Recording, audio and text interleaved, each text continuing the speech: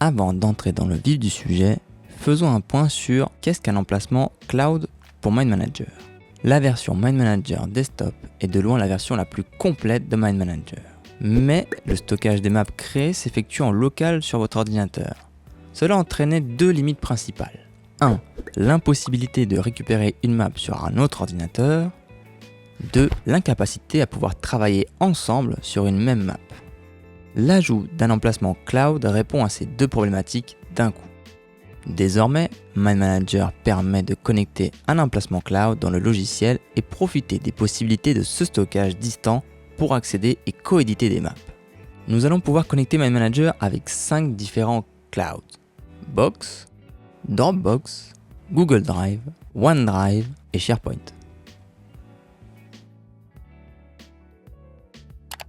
Pour ajouter un emplacement cloud, rendez-vous dans Fichier, Ouvrir. Vous allez repérer sur la liste de droite l'option Ajouter un emplacement matérialisé par un plus.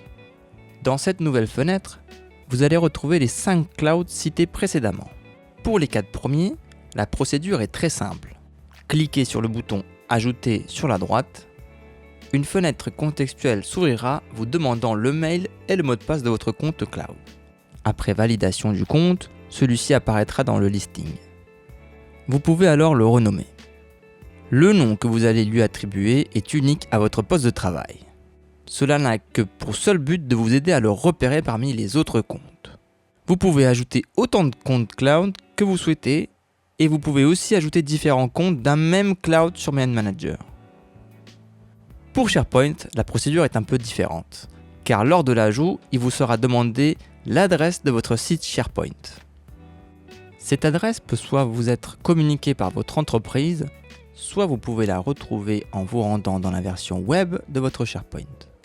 La structure d'une adresse SharePoint est toujours la même, https:// le nom de votre SharePoint.sharepoint.com. Parfois, il se peut que votre accès se limite à un dossier ou à un groupe du SharePoint. À ce moment-là, après sharepoint.com, vous aurez un / nom du dossier. Attention, dans le cas où vous copiez cette adresse URL depuis votre navigateur, cela est inutile de copier l'adresse de votre barre au complet. Limitez-vous à la structure initiale. Une fois cette adresse obtenue, vous pourrez alors l'ajouter dans MindManager. Après avoir cliqué sur Suivant, vous seront demandés vos identifiants Microsoft afin de terminer la configuration. Une fois vos clouds visibles sur cette fenêtre, c'est qu'ils sont prêts à l'usage. Vous pouvez donc fermer cette fenêtre contextuelle et revenir sur le logiciel. Maintenant que vos clouds sont prêts à l'usage, vous les retrouverez directement dans Fichier, Ouvrir. En sélectionnant l'un des clouds, une nouvelle fenêtre contextuelle s'ouvrira avec l'architecture de votre cloud. Vous allez donc pouvoir naviguer à l'intérieur et ouvrir les maps qui s'y trouvent. En ouvrant votre map depuis le cloud, vous remarquerez en haut à droite de votre map 3 icônes qui s'affichent. Elles vous indiquent que vous êtes bien dans une map se trouvant dans un cloud, que la coédition est active, et aussi que l'enregistrement de ce fichier est automatique.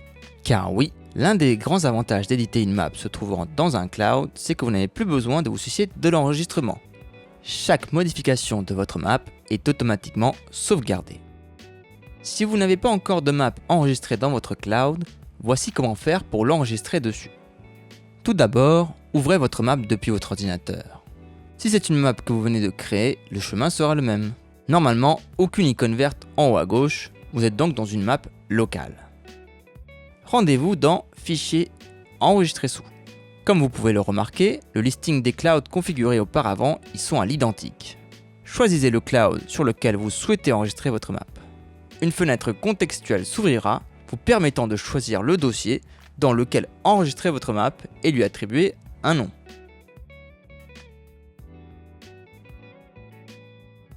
Pour terminer, cliquez sur Enregistrer. En effectuant cette action, MindManager va automatiquement envoyer votre map dans le cloud. Et vous verrez quelques secondes après apparaître les 3 icônes vertes vous indiquant que vous êtes sur une map stockée dans le cloud. À partir de maintenant, votre map est stockée dans votre cloud. Vous pourrez donc à tout moment l'ouvrir depuis Fichier, Ouvrir. Point important, les maps que vous souhaitez ouvrir pour les éditer dans MindManager, vous devez absolument les ouvrir depuis MindManager. N'allez pas dans vos clouds pour les ouvrir. Ceux-ci vous proposeront simplement de télécharger la map et vous vous retrouverez avec une copie locale de celle-ci. Pour être sûr d'être dans une map cloud, assurez-vous d'avoir les icônes vertes en haut à gauche.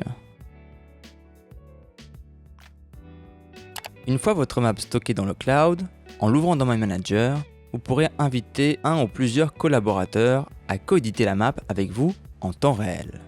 Néanmoins, cela implique deux conditions. La première, que tous les coéditeurs possèdent une licence MindManager. La coédition n'étant possible que pour des utilisateurs souscrits à MindManager. La deuxième, que tous les coéditeurs aient accès aux fichiers se trouvant dans le cloud. N'oubliez donc pas, au préalable, de partager le dossier depuis votre cloud aux personnes qui vont entrer en coédition avec vous. Par la suite, vous avez deux options pour entrer en coédition. La plus rapide, tous les coéditeurs ont configuré les clouds comme nous l'avons vu au préalable et ouvrent la même map depuis MindManager. La plus facile, vous ouvrez la map, vous cliquez sur la deuxième icône, celle avec les deux individus, et vous choisissez l'option « Copier le lien vers le fichier ». Une fenêtre contextuelle s'ouvrira avec un bouton vous invitant à copier le lien. Vous partagez le lien en le collant soit dans un mail, soit dans un chat.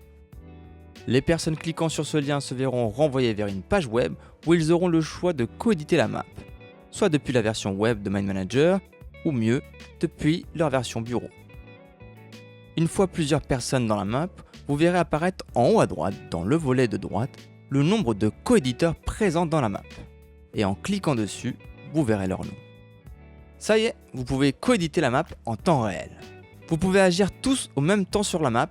Par contre, dès que l'un des coéditeurs est sur un sujet, celui-ci sera bloqué en édition pour les autres. Bon mapping!